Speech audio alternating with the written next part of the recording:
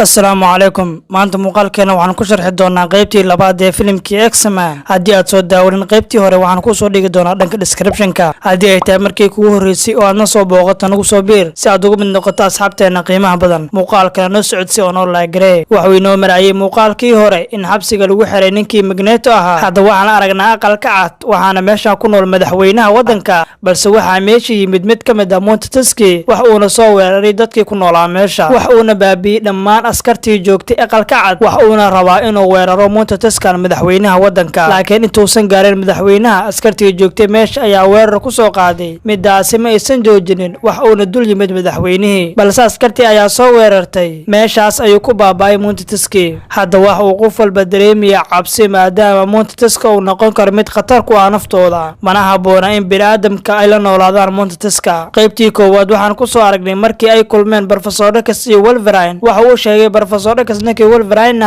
inuu xasuusan doono waayihiisii hore iyo cidda uu ahaan jiray iyo wixii ku dhacay asaga Professor X waxa uu Wolverine siiyay ciwaan hadda Wolverine waxa uu yimid meeshii ciwaanka loogu soo sheegay jawiga cimiladu waxa uu ahaa mid aad qabow ah waxayna u muuqataa inuu Wolverine oo soo xasuusanayo wixii hore marar badan waxa uu ku arkaa xasuustiisa shaybaarka riyooyinkiisa waxa uuna dareemaa inuu halkaas ku soo xasuusan doono xasuustiisa kadib waxa uu yimid meeshii uu ciwaanka ku qornaa balse weli waxba ma uusan xasuusanin asaga waxaa laga yaabaa inuu wax soo xasuusto inay qaadato waqti dheer kadib hadda waxaan aragnaa Professor X waxaana la jooga kooxdiisa waxayna la hadlayaan Professor X waxa uuna leeyahay Professor X waxaa jira qof nagu dhex nool oo weeraray madaxweynaha waxuuna sii raaciyay waxaa laga yaabaa in qofkaasi uu yahay qof caadi ah uusan ahayn qof Montetus ah hadda waxaa TV-ga ka hadlaya senatarkii ansixin lahaa in Montetuska uusan la noolaan karin bini'aadamka muxuu ansixiyaa ninkaani asagaaba horey Montetus looga dhigay ninkaani senatarkii waa uuna soo baxay wax uuna qabtay shir lagu ansixinayo inuu Montetuska la noolaan karin bini'aadamka wax uuna yidhi senatarkii isagoo beenaya dadkii Montetuskan waxay baabiyeen dunida hadda waxay ogaadeen inuu jiro goob uu degan yahay Montetuska waxayna ku nool yihiin halkaas waxayna sidoo kale ay leeyihiin diyaarad ay ku safraan markasta ninkan waa nin askari ah waxaana lagu magacaabo Striker waxa uuna rabaa inuu xirxiro wixii Montetus oo ku nool magaalada waxa uuna ka ilaalin doonaa madaxweynaha iyo shacabka wayna soo baxaan senatarkii iyo ninkii Striker ah senatarkii ayaa weydiiyay Striker sideed ku ogaatay in Montetuska ay degan yihiin halkaas Strikerna guriga uu sheegay waxa uu ahaa guri weyn oo degan yahay ninkii Professor X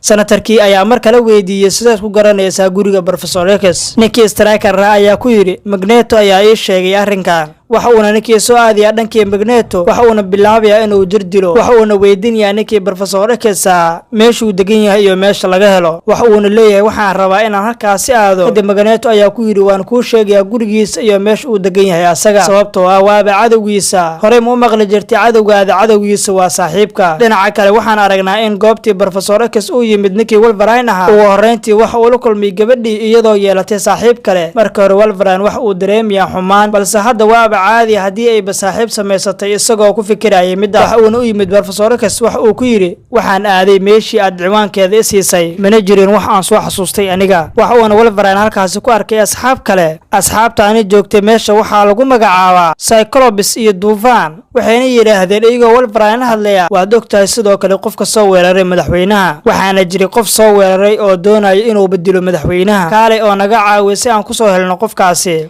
Wolverine mar kale waxa uu tagay Professor X hadda waxay bilaabeen inay raadiyaan Montetuski soo weeraray madaxweynaha dhinaca kale hadda waxaan aragnaa ninkii senatarka ah sababtoo waxa uu la shaqeynayaa gabadhaani ka dambeysay in la soo weeraro madaxweynaha waxayna rabaan inay weeraraan ninkii Professor X ahaa Striker waxa uu soo diriyaa gabadhiina waxay soo aadeysaa xafiiskii Professor X waxayna hubinaysaa kombiyuutarkiisa waxayna soo saartay dhammaan macluumaadka waxayna u timid inay ogaato in Magneto uu ku jiro xabsiga waxayna iska dhigaysaa qof waardiye ah kadib Professor X waxa uu la kulmiyaa ninkii Magneto waxa uuna ku leeyahay yaa madaxweynaha soo weeraray sheeg waxa uuna sii raaciyay runta ii sheeg haddii aad weerarkaani adiga ka dambayso Magneto waxa uu ku leeyahay sideen ku sameyn karaa arrinkaasi sababtoo ah waxaan ku jiraa xabsiga laakiin run ahaantii waxaan ka sheekaysanahay ninkii Striker ahaa waa uu sameyn karaa wax uuna soo weerar karaa madaxweynaha isagoo isku sheegaya askari Striker iyo asxaabtii kale waxay weerareen gurigii Professor X iyo xitaa ciidankiisa waxaana halkaas joogay Wolverine iyo asxaabtii kale waxayna meeshaas ku galeen dagaal culus kadib markii ay weerareen ninkii Wolverine ahaa Wolverine waxaa laga dhaawacay gabadhii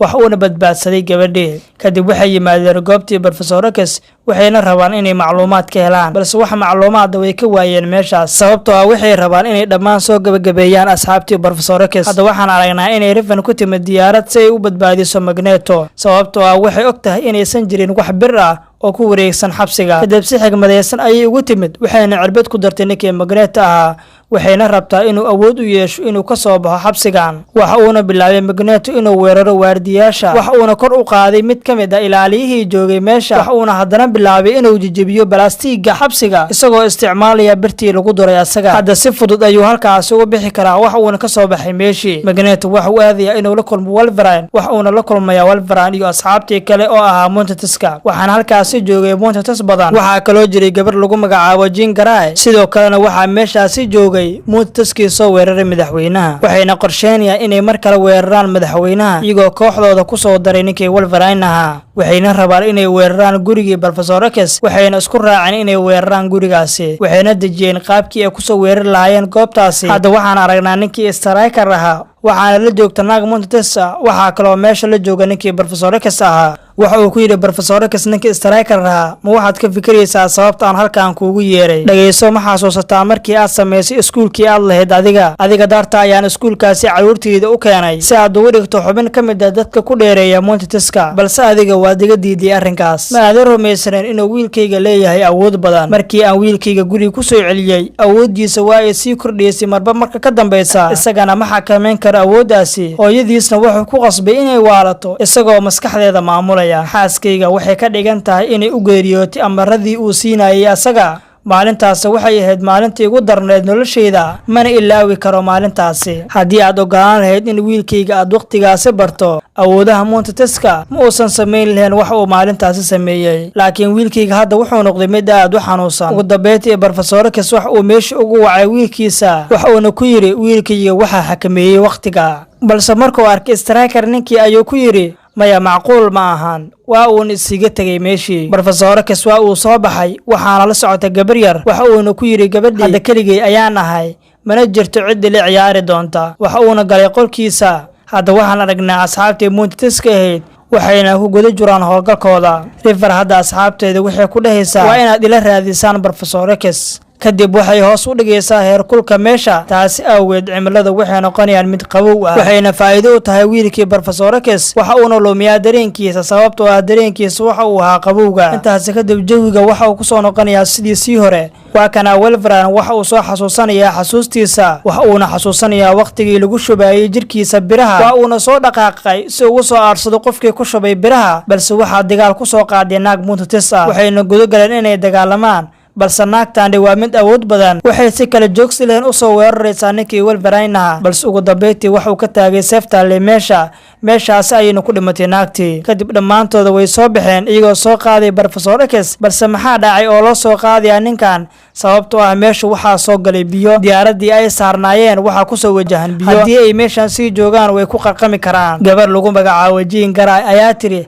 hawlwelina waan xakameyn karaa biyahan. waxayna ku tiri dhammaantiina xarooda oo gudaha gala. waxayna u dhawaatay biyaha waxayna guda gashay inay joojiso biyihii. nasiib wanaag waxa u suurto gashay inay diyaaradooda halkaasi ka duusho iyadoo gabadhiina ay halkaasi ku baaba'day kadib markii ay badbaadisay asxaabteeda iyadoo nafteeda u hurtay. ayagana way ka foqday markay arkeen inay badbaadeen. dhammaantooda waxay noqdeen kuwa ku nabadgala diyaaradda dhexdeeda. Professorkii ayaa yiri isagoo u qudbeynaya asxaabtiisa Monteteskan ku nool dunida waa kuwa aad u kala duwan, balse waxaad ogaataa waxaa diyaaradda la saaran madaxweynihii. waxa uuna ka mid yahay dadkii ka badbaadiyay biyaha. isagoo sii hadlaya Professor X waxa uu yiri saaxiibteena Jean Grey waxa ay nafteeda u hurtay inay badbaadiso anaga. waxaana rabnaa sidoo kale inaan ogaano faa'iidada ay Monteteska u leeyihiin adduunyadan. mana ogolaanayno inuu Montetes kasta uu si xun ugu dhinto adduunka. waxayna ku yiraahdeen madaxweynihii hal mar nagu kalsoonow oo waxay rabaan inuu Monteteska ku noolaado dunida. kadib madaxweynihii waxa uu ku yiri waayahay, waxa uuna ka ogolaaday inuusan ansixin doonin sharciga oo ah inay Monteteskan dunida ku noolaan karin. qaybtii labaadna maanta halkaas ayaan ku ekeynaynaa. maanta muuqaalkan intaas ayuu ku egyahay. inta muuqaalkan mid ka xiiso badan kulmi doono